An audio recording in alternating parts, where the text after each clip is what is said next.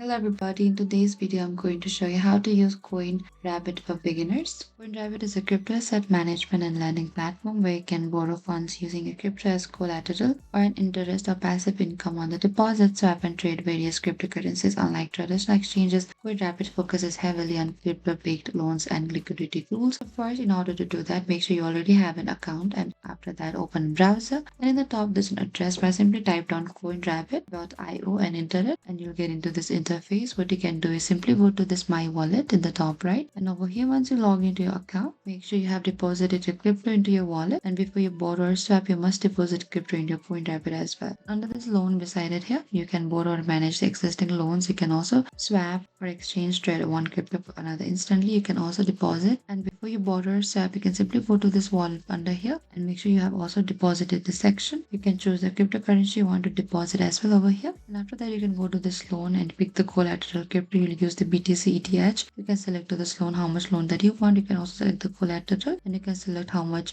APR you want it for, and select to this get loan on the bottom. Thank you for watching this video.